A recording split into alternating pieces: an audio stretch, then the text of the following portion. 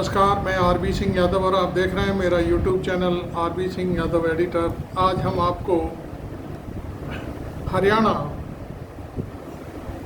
ले चलते हैं और हरियाणा की सीट है जुलाना, जहां पर विनेश फोगाट चुनाव लड़ रही हैं और उनके चुनाव प्रचार के लिए प्रियंका गांधी खुद पहुंची हैं और दीपेंद्र हुड्डा उनके साथ हैं। इस दौरान हम विनेश फोगाट का पूरा भाषण सुनवाते हैं। उन्होंने अपने जीवन की किस तरह से दर्द भरी कहानी हरियाणा की जनता के सामने रखी और उन्होंने अपील की अपने सभी छोटे से लेकर बड़े और बुजुर्गों तक, ताऊ ताई तक, कहा कि मैं राजनीति में एकदम से नई हूँ, मुझे कुछ नहीं आता। उन्होंने वो बातें भी बताई कि जब हम दिल्ली में प्रदर्शन कर रहे थे तो हमारे पास कोई आदमी नहीं आया था, कोई नेता नहीं आया था, केवल मेरी ये बड़ी बहन प्रियंका गांधी मुझे हौसला अफजाई करने के लिए पहुंची हुई थी। दीपेंद्र हुड्डा भी जब हमको पुलिस ने मारा तब पहुंचे थे। उन्होंने सारी चीज़ें देखी और मुझसे कहा कि किसी बात की चिंता मत करना, मैं आपके साथ हूँ। और इतना जब हमें हौसला मिला तो हमने फिर कदम आगे बढ़ाए और हम आंदोलन करते रहे। खैर, वो भाषण आप सुनिए पहले, और आपने मेरा चैनल अभी तक सब्सक्राइब नहीं किया है तो ज़रूर कर लें। विनेश फोगाट का पूरा भाषण, और हो सकता है आप भी विनेश फोगाट की इन बातों को सुन कर के सहम जाएं, आपका दिल भी पसीज जाए। तो पहले ये देखिए, फिर मैं और आगे बात करता हूँ आपसे। हम गर्व से कह सकें पूरा देश आप पे गर्व करता है, पूरा देश आप पे गर्व करता है। उस दिन एक टूटी हुई लड़की उस कमरे में गई थी और जब बाहर निकल के आई तो वो लड़की दुर्गा का रूप लेके बाहर निकली थी। उसमें सबसे बड़ा हाथ प्रियंका गांधी जी का है, मेरी बड़ी बहन का है। मैं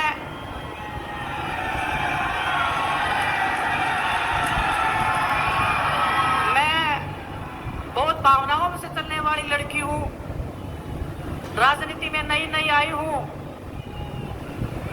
आप ये मत मानना कि मैं राजनीति के उसमें, अगर मैं कांग्रेस पार्टी में आ गई हूँ इसलिए मैं ये बड़ी बड़ी बातें कर रही हूँ, मैं ये बातें बढ़ाई की कर रही हूँ।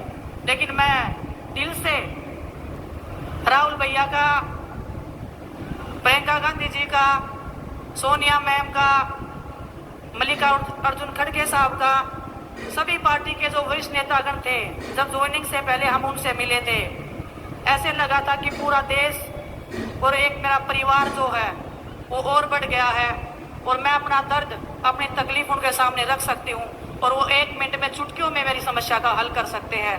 वो प्यार, वो आशीर्वाद मुझे इनसे जो मिला है, वही आशीर्वाद प्यार पूरे देश ने मुझे देने का काम किया है।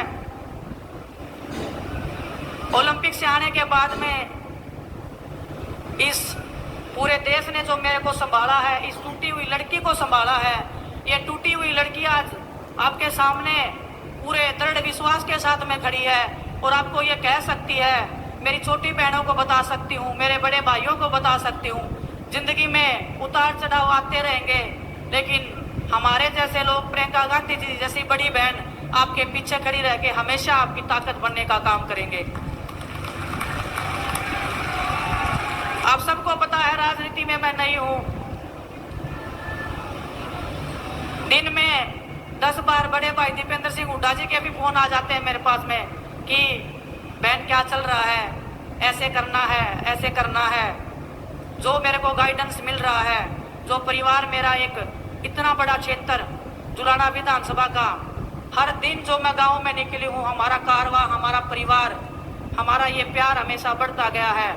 मेरे को समेटने में भी टाइम लगेगा आपके इस प्यार को, आपके इस सम्मान को, लेकिन मैं आपको दावे के साथ, मेरे विश्वास के साथ मैं एक बात कह सकती हूँ, आपकी बेटी ना कभी किसी के सामने झुकी थी, ना कभी किसी के सामने झुकेगी।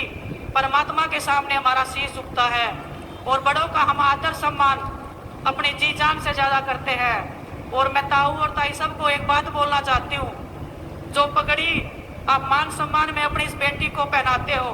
बेटी मैं इसलिए बोल रही हूँ, बहुत सारे लोग बोलते हैं कि तेरी तो शादी हो गई है, आपने कभी मेरे को ऐसे फील ही नहीं करवाया कि मेरी शादी हुई है। यहाँ पे आपने बेटी से भी ज्यादा मान सम्मान और प्यार मेरे को दिया है।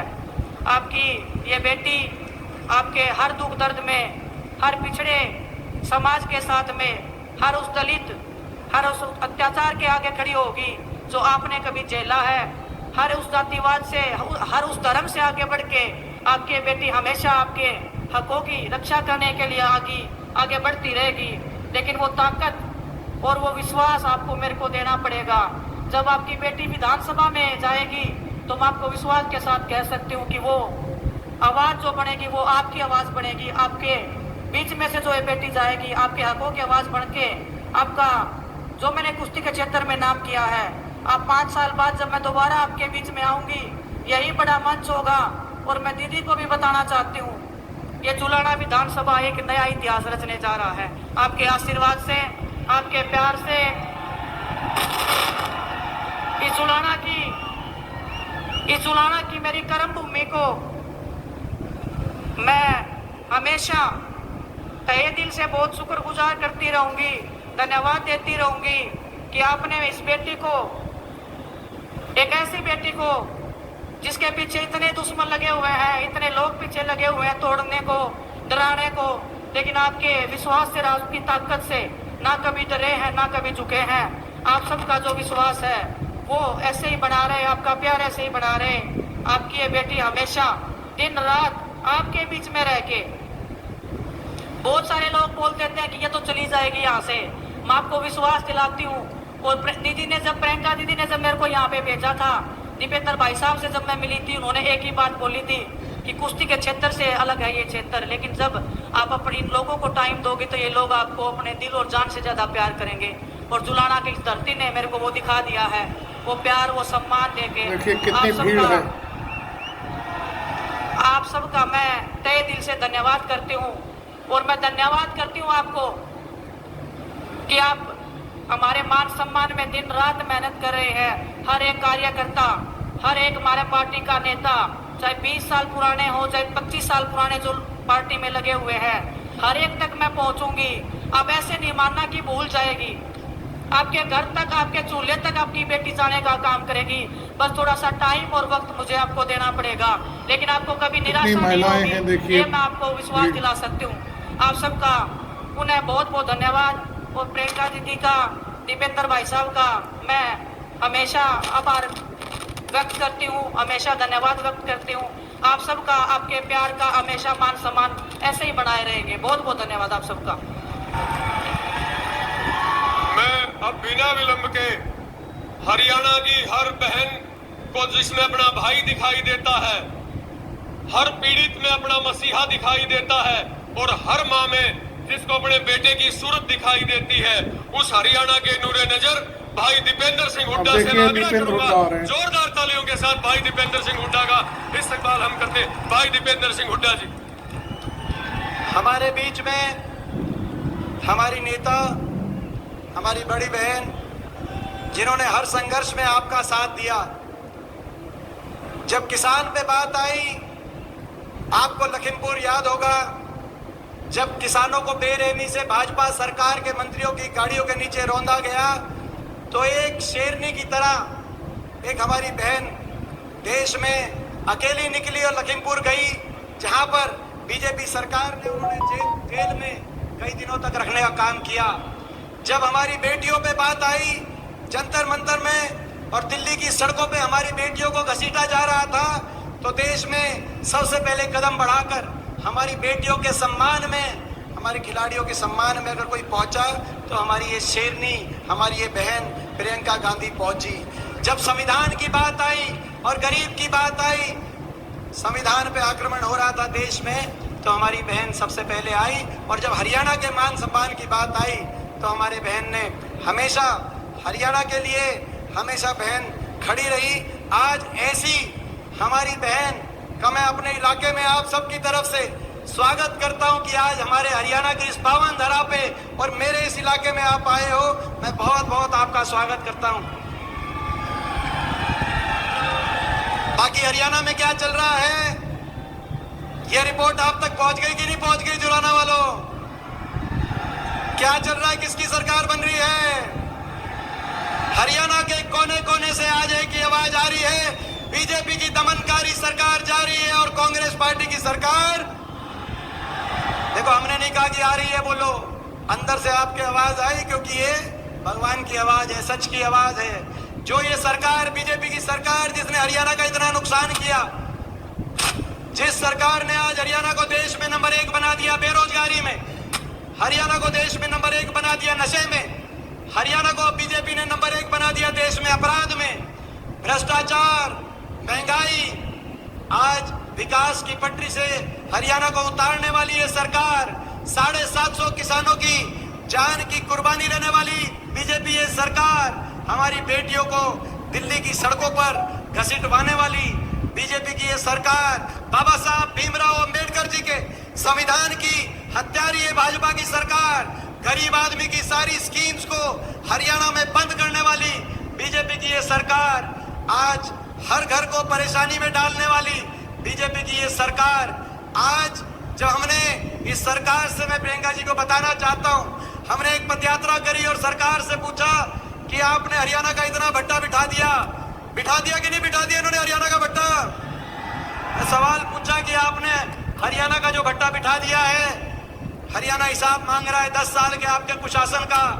तो दिल्ली से बड़े बड़े नेता आए और उन्होंने कहा कि बीजेपी है, हम बीजेपी हैं, हम हिसाब नहीं देंगे, 10 साल हरियाणा का भट्टा हमने बिठा दिया हो भले, हम हिसाब नहीं देंगे क्योंकि हम बीजेपी हैं, हम तो हिसाब लिया करते हैं, हम हिसाब दिया नहीं करते। बीजेपी के नेताओं ने ये कहा। जब 5 अक्टूबर को वोट पड़े तो भाई जो मशीन है, भाई मशीनों में से दिल्ली के उन नेताओं तक एक गूंज जानी चाहिए, इतनी मशीन दबा दो, इतनी मशीन दबा दो, दिल्ली के नेताओं तक ये बात जानी चाहिए। कहीं और आपका बिना हिसाब करे काम चल जाता होगा, लेकिन यहाँ नहीं चलेगा। ये महाभारत की धरती है, क्योंकि ये हरियाणा है प्रधान, ये हरियाणा है, यहाँ न्याय होगा।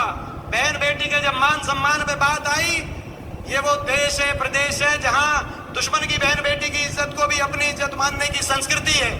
जब द्रौपदी की इज्जत पे बात आई तो यही नजदीक में कुछ कोस दूर कुरुक्षेत्र के मैदान में महाभारत का महारण हुआ।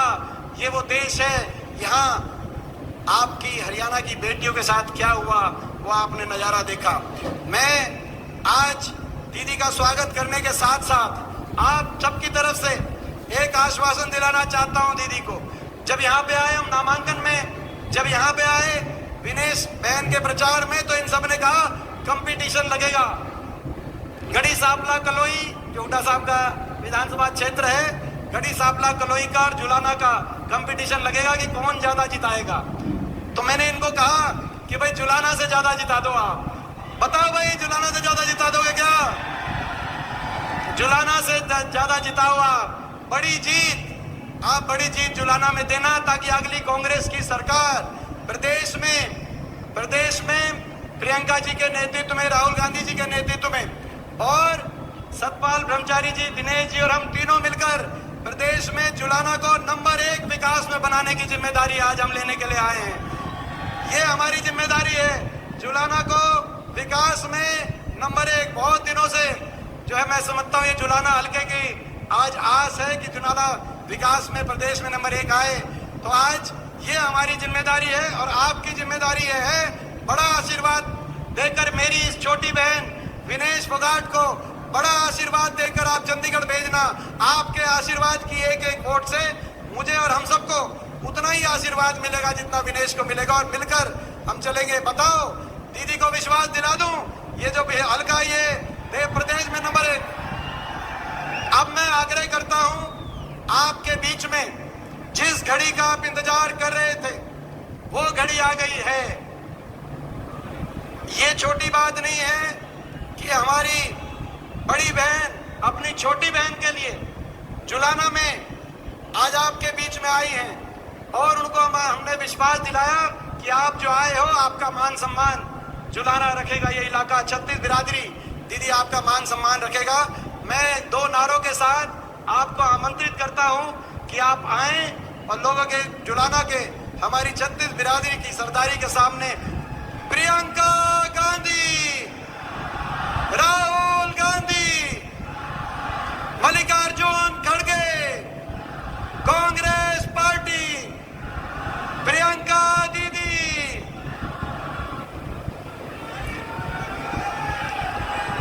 बहनों प्रियंका और गांधी, भाइयों, सबसे पहले तो आपका इस मैंने सभा आपसे में वादा किया बहुत-बहुत था मैं स्वागत। पूरा आप काफी समय से इंतजार भाषण कर रहे सुनवाऊंगा हैं। तीनों नेताओं का।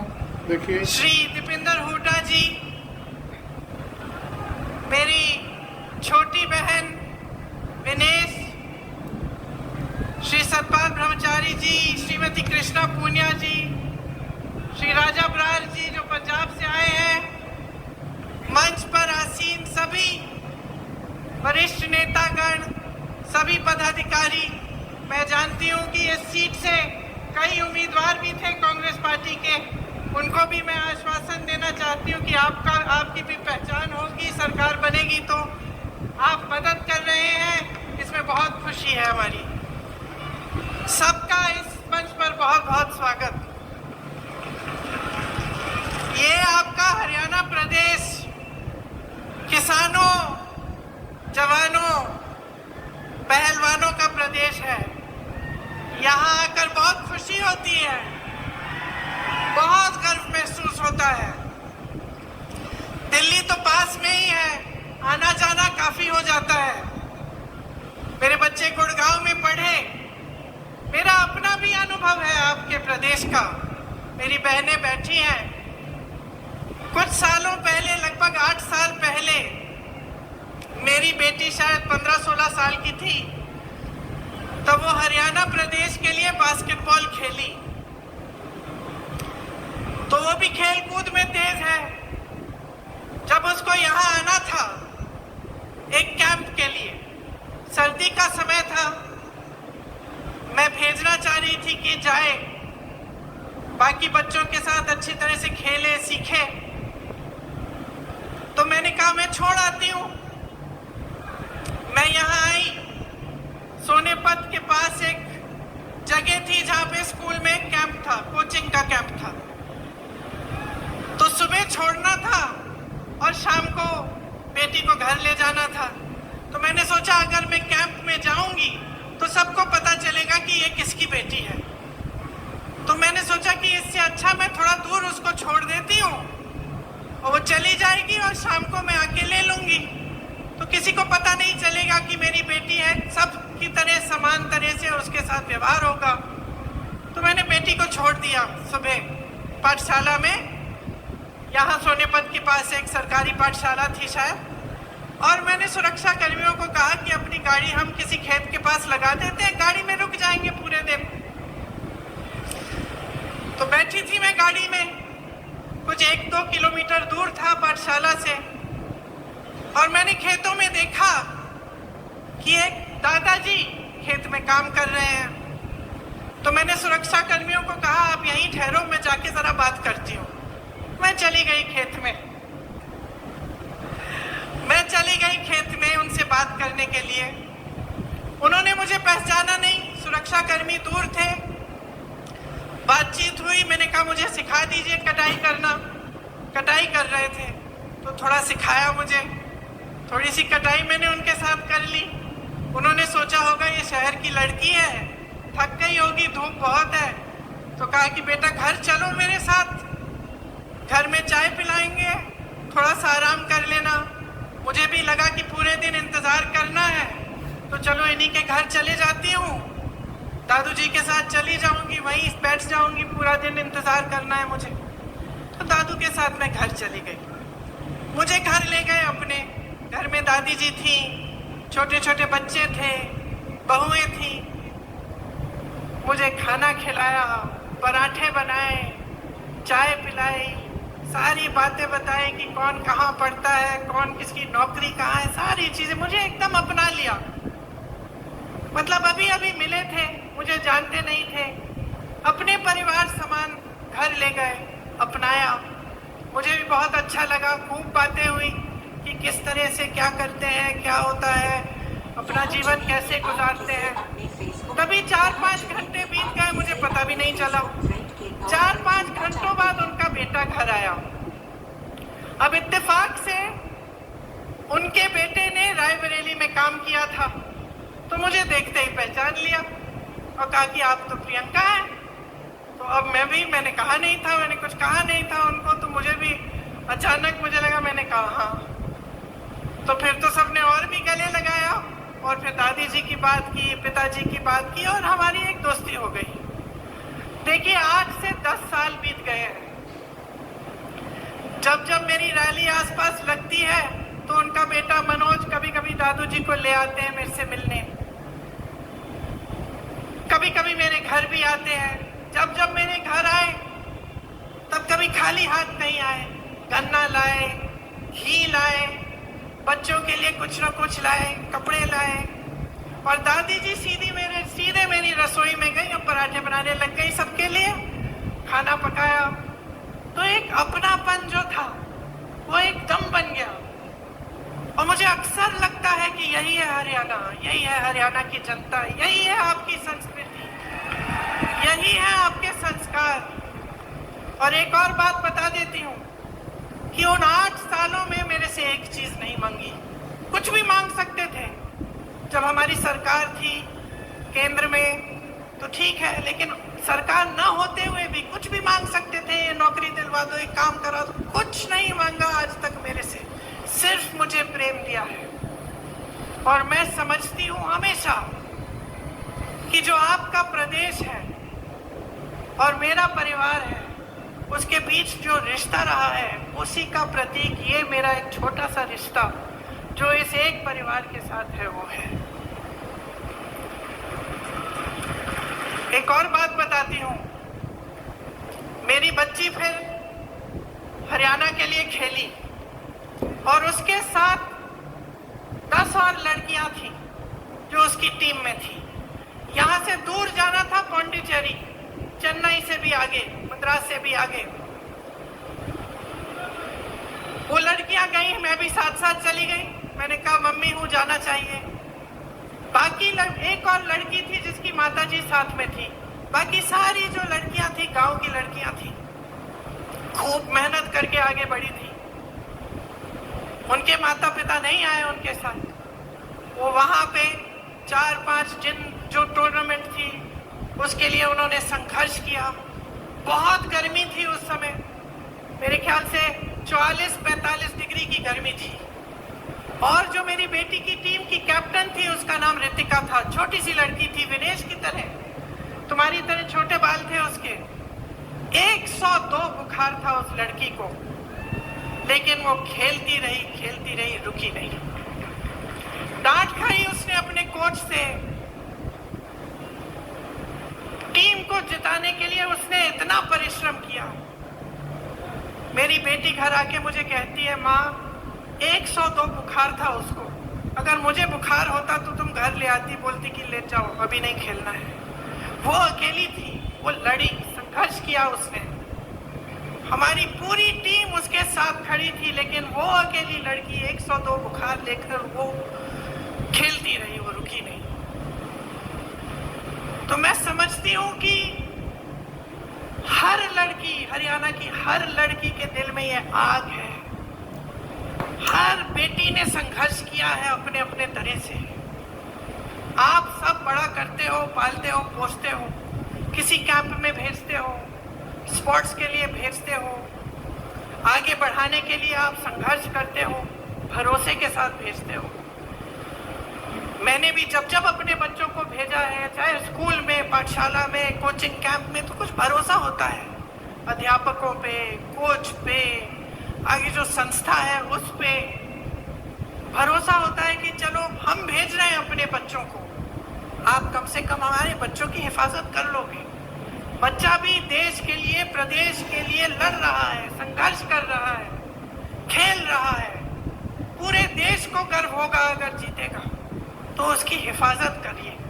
यही उम्मीद रखते हैं माँ बाप, है ना? माताएं बैठी हैं बहुत, यही उम्मीद रखती हैं आप। विनेश के साथ भी ऐसा ही हुआ कि उसके माँ बाप ने भी पूरे भरोसे के साथ उसको भेजा, संघर्ष किया, लड़ी, ओलंपिक्स तक पहुंच गई और उसका संघर्ष का फल भी उसे मिला, मेडल मिला। पूरे देश को गर्व महसूस हुआ, पूरा देश खुश हुआ, सबने कहा हमारी बेटी है। जीत के समय आई, प्रधानमंत्री जी ने घर बुलाया, चाय पिलाई, फोटो खिंचवाई। भाजपा के तमाम नेता, सारे जितने भी भाजपा के लोग थे, सबने कहा कि देखो मोदी जी हैं तभी मेडल जीत रहा है भारत। पूरी मीडिया ने भी कहा, सब खुश थे, सबको गर्व था। हम लोगों ने देखा नहीं, कुछ कोई फर्क नहीं पड़ता कौन सी पार्टी नहीं है, हमारे देश के लिए कोई मेडल लाया है। और इतना संघर्ष करके हमारी लड़कियां, हमारी बहनें गई हैं, हम सबको गर्व महसूस हुआ। लेकिन फिर क्या हुआ? वो भरोसा तोड़ा गया। वो भरोसा जिसके साथ विनेश के माँ बाप ने उसको भेजा होगा, वो भरोसा जो विनेश के दिल में था अपनी सरकार के प्रति, अपने ओलंपिक्स के एसोसिएशन के प्रति, जिसके साथ वो इतनी दूर किसी और देश में जा रही थी अकेले, वो भरोसा टूटा। और क्यों टूटा? क्योंकि विनेश और उसके साथियों के साथ अन्याय किया गया। और जब विनेश ने अन्याय देखा तो वो खड़ी हो गई। और ये भी हरियाणा का स्वभाव है, ये आपका स्वभाव है, ये आपकी संस्कृति है, ये आपकी परंपरा है। आपने अपने बच्चों को इसी परंपरा के तहत बड़ा किया है। दीपेंद्र जी ने कहा, और आप सब जानते हैं, यहीं पे कुरुक्षेत्र की भूमि में, हरियाणा में, भगवान श्री कृष्ण ने भगवत गीता का प्रवचन दिया। और क्या कहा था उस समय कि जब जब अन्याय होगा, जब जब इस दुनिया में अन्याय होगा, तो सच्चाई और न्याय की आवाज उठेगी। मैं प्रकट होऊंगा, भगवान प्रकट होंगे और अन्याय के खिलाफ लड़ेंगे। ये आपकी परंपरा है।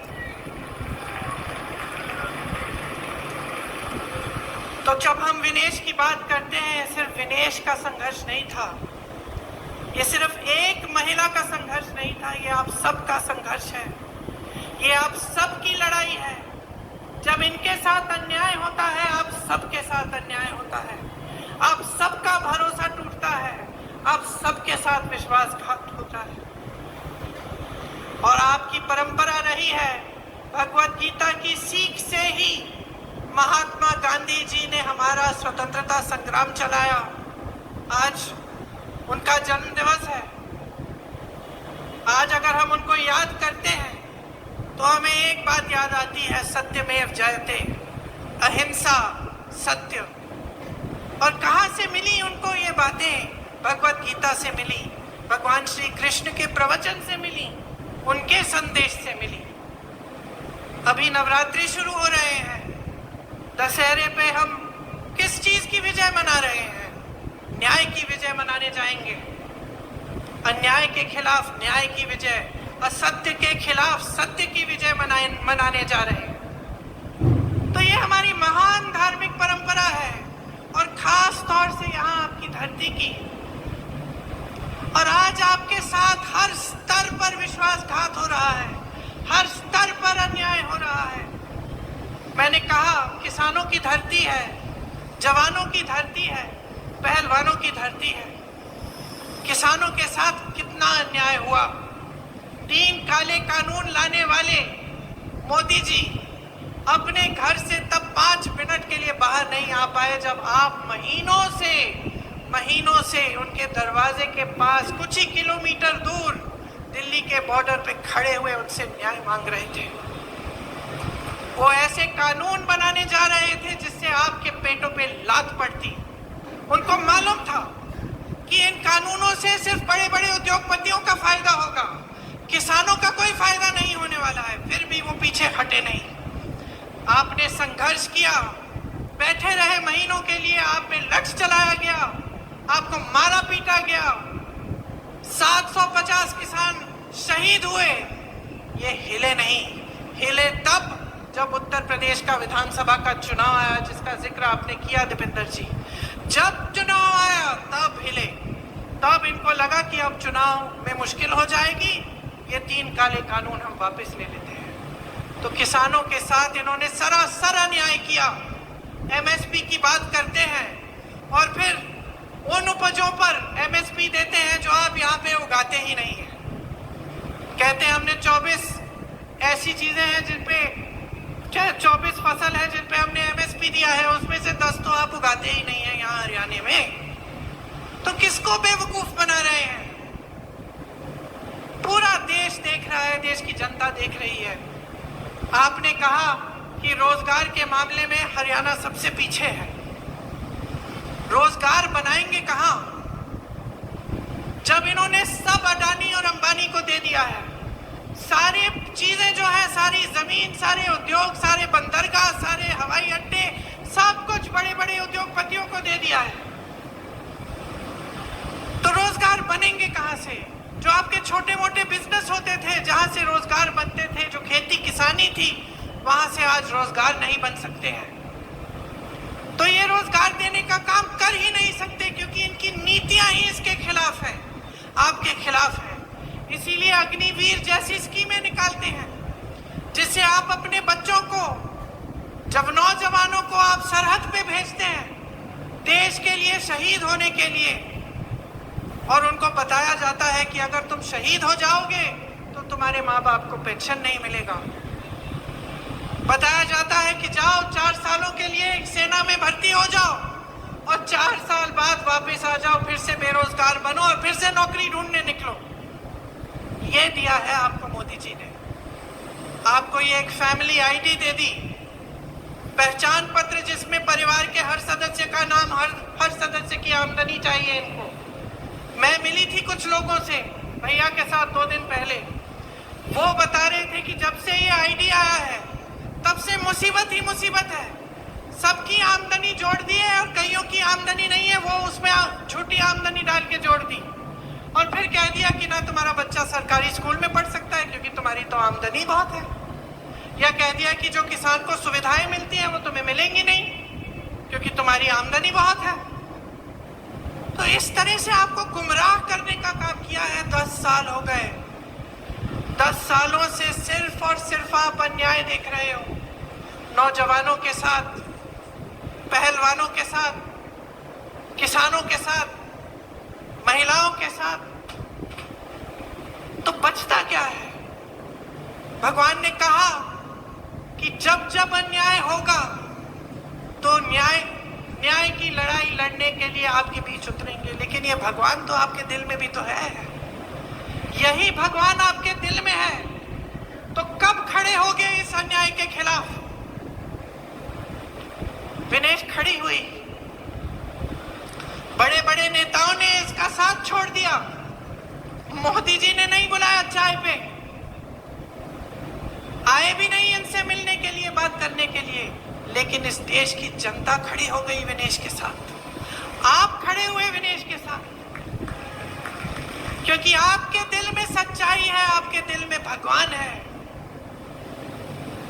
तो अब वो मौका आ गया है फिर से, वही कुरुक्षेत्र की लड़ाई, वही अंग्रेजी साम्राज्य के खिलाफ लड़ाई, कोई फर्क नहीं है। आज ये लड़ाई आपकी लड़ाई है, अन्याय के खिलाफ, असत्य के खिलाफ, दुष्टों के खिलाफ लड़ाई है। आपको खड़ा होना पड़ेगा, आपको अपने अंतर मन में झांकना पड़ेगा और देखना पड़ेगा कि ये क्या हो रहा है मेरे साथ, मेरे प्रदेश के साथ, मेरे देश के साथ। ये नेता जो मंच पे आते हैं, बड़ी बड़ी बातें करते हैं, लेकिन जब काम का समय आता है तो हमें देखते ही नहीं है। जब हमारे साथ अन्याय होता है तो हमें पूछते नहीं है।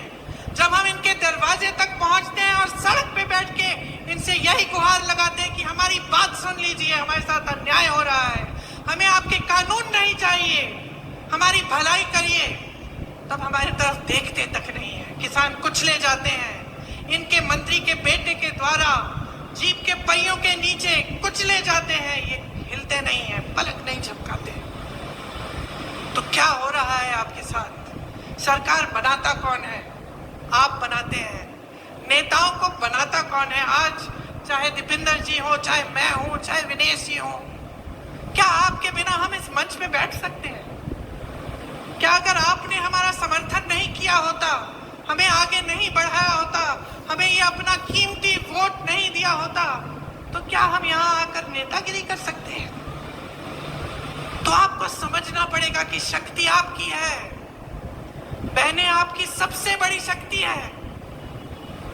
जिस तरह से बच्चों को बड़ा करते हो, पालते हो, पोसते हो, बच्चा गलत करता है उसको टोकते हो, बच्चा झूठ बोलेगा डांटोगी, बोलोगी कि क्या झूठ बोल रहे हो, थप्पड़ भी मार दोगी, कभी कभी टोकती हो। नेताओं को अब टोकने का समय आ गया है। ये भाजपा की पार्टी 10 सालों से यहाँ राज कर रही है, आपके लिए एक काम की चीज नहीं की है इन्होंने।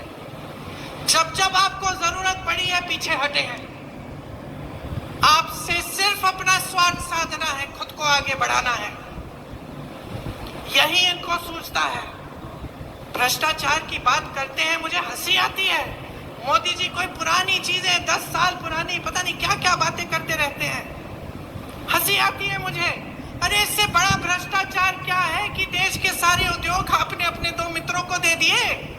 इससे बड़ा भ्रष्टाचार क्या हो सकता है कि आप ऐसे कानून लाने जा रहे थे जिससे इस देश का किसान पिस जाएगा, लेकिन आपके बड़े 2 बड़े उद्योगपति मित्रों को सब कुछ मिल जाएगा, उन कानूनों का फायदा मिल जाएगा। वो उद्योगपति किसी किसान की जमीन हड़पना चाहे, लेना चाहे, तो किसान उसके खिलाफ कचहरी में लड़ ही नहीं सकता, ऐसा कानून था वो। डीएम के पास जाओ और डीएम सुलझाएगा तुम्हारा मामला। अगर तुम्हारी जमीन ले ली किसी बड़े उद्योगपति ने, ये कानून लाने जा रहे थे, आप समझ गए, आपने पहचाना, और क्योंकि आपने पहचाना आपने संघर्ष किया। हमारे संविधान ने आपको सबसे बड़ी शक्ति दी है। सत्यमेव जयते कहने वाली बात नहीं थी, ये हमारे संविधान में गढ़ी हुई है ये बात, समानता की बात, कि आप में, मेरी बहन जो यहाँ बैठी है, आप में वो खेती जिसने मुझे सिखाई दादू जी, आप में उतनी ही शक्ति है जितनी दीपेंद्र जी में है, जितनी मोदी जी में है, जितनी मेरे में है। ये संविधान ने शक्ति दी है आपको, ये वोट की शक्ति है, ये वो अधिकार है जिससे आप हम सबको बदल सकते हो, नया नेतृत्व ला सकते हो, आप चाहो तो अपने भविष्य को बदल सकते हो।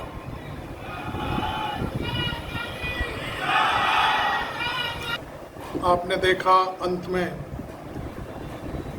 विनेश फोगाट के बाद दीपेंद्र हुड्डा और अभी प्रियंका गांधी बोल रही थी जुलाना में। आपको ये सारी चीज़ें जो भाषण में सुना कैसा लगा ज़रूर बताएं और चैनल को सब्सक्राइब ज़रूर करें। Thank you very much. मैं आरबी सिंह यादव।